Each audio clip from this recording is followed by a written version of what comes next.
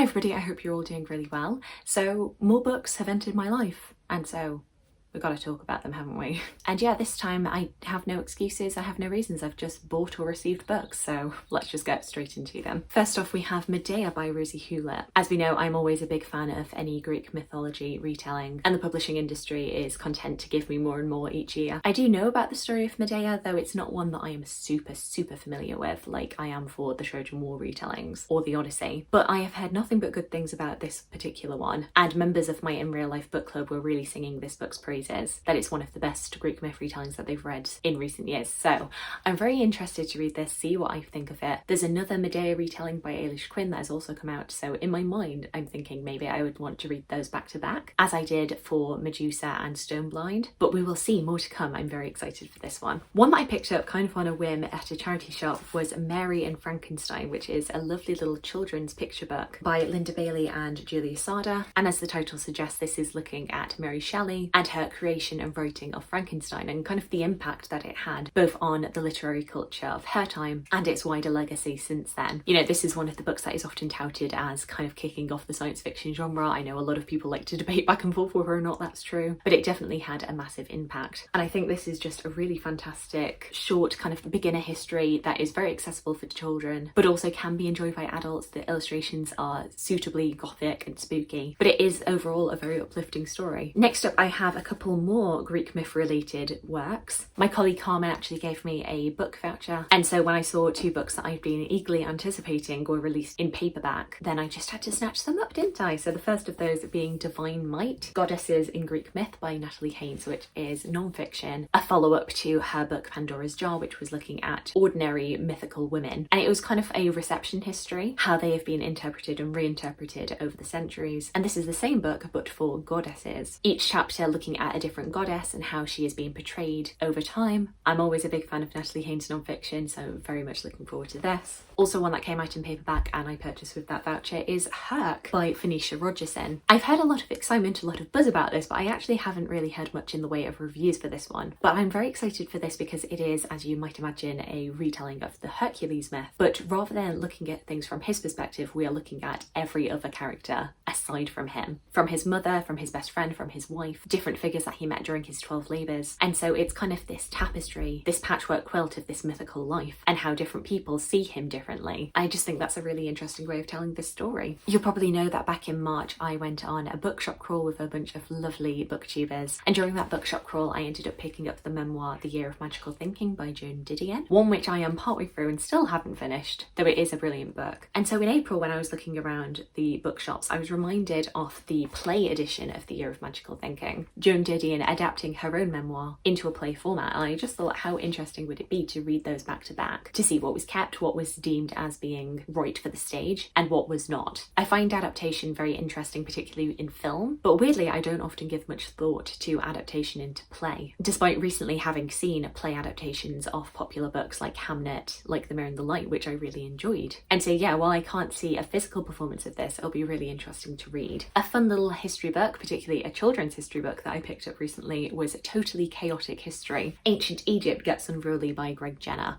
You'll definitely have seen me mention Greg Jenner on my channel. He is a public historian. He was known as being a consultant on horrible histories. Now is probably more well known for his podcast You're Dead to Me, and is a writer of really great engaging popular histories. He's veered more into writing children's books recently, and this is the first book in what I presume is going to be a series on a totally chaotic histories of different cultures over time. And in this one, of course, we get ancient Egypt, kind of in the vein of horrible histories, which looked at more unsavoury aspects of the past. With this one, the focus of course will be the more chaotic parts of the past. And then finally, the last 4 books on this pile are romance books, because of course it's me. The first which I picked up being At First Sight by Olivia Dade. I had previously read, spoiler alert, and All the Field by Olivia Dade, which were a different series. This is her most recent book. It was published this year and is the beginning of a new series called the Heartless Bay series, because all of the stories, from what I can tell, will centre around this little fictional town called Harlots Bay, where our first book will focus on Athena and Matthew. Athena Athena having recently had to move to Harlot's Bay following a disastrous breakup where Matthew, our love interest, was actually the brother of her ex-fiancé who had encouraged her ex-fiancé Johnny to break up with her. But unfortunately, due to how things panned out, Athena is now moving into their town. Johnny is off on the honeymoon that they both should have been on, and so until he comes back, Athena is contending with living across the way from Matthew, the man who effectively ruined her life. But of course, in such proximity to one that she hates, is she going to find out more about him? Is he going to find out more about her and realise that maybe he misjudged her? A spark's going to fly?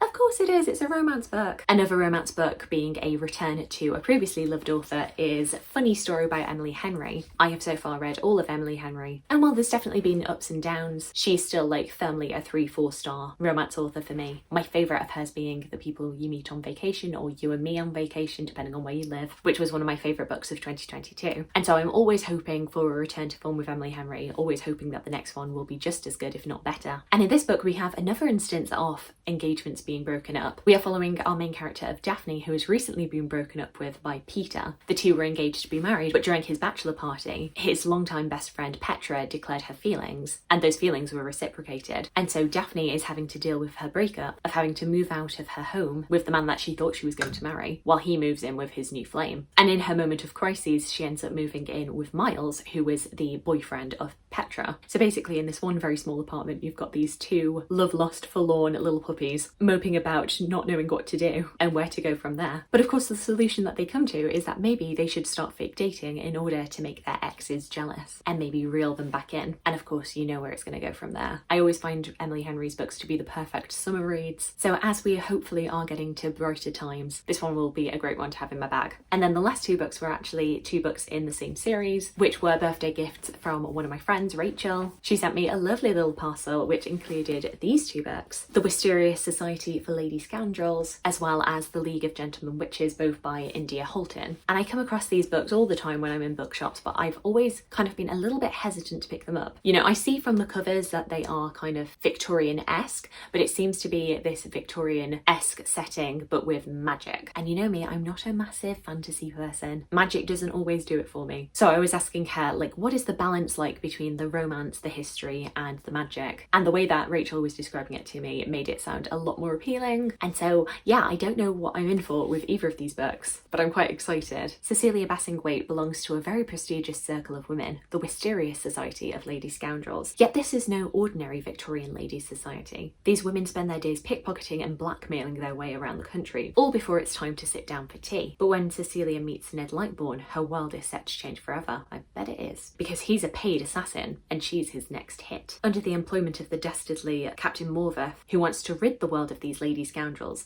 Ned knows he has one job to do. But when he lays his eyes on the feisty, beautiful Cecilia, he's faced with a conundrum. Does he kill her or fall in love with her? I think we know what he's gonna do. And then for the second book, ooh, we have a Charlotte in this book. Miss Charlotte Pettifer belongs to a secret society skilled in a very particular art. That is to say, although it mustn't be said too loudly, witchcraft. When rumours of the long-lost amulet of Black Beryl start to circulate, it is up to Charlotte to make sure that this powerful talisman doesn't get into the wrong hands, which is precisely what happens when the evil Lady Armitage gets her grip on it. When Charlotte demands the help of the rakish pirate Alex O'Reilly, they both set off to find the amulet. But there is one problem. Witches and pirates are sworn enemies, and to be seen with one would surely break the witchcraft code. And that's before the sparks begin to fly. This book is dubbed as being Bridgerton meets Peaky Blinders, whereas this one is Princess Bride meets Jane Austen, both of which sound like an absolute romp. So hopefully I will really enjoy these. So there we go, those are all of the books that I have purchased recently. I think there's some really fun books in there. Do let me know if you've read any of the books that I've spoken to you about today. Alternatively, please let me know about anything you've picked up recently and enjoyed. I'd love to hear from you. I hope you're having a fantastic day, and I look forward to talking to you again soon. Thanks. Bye.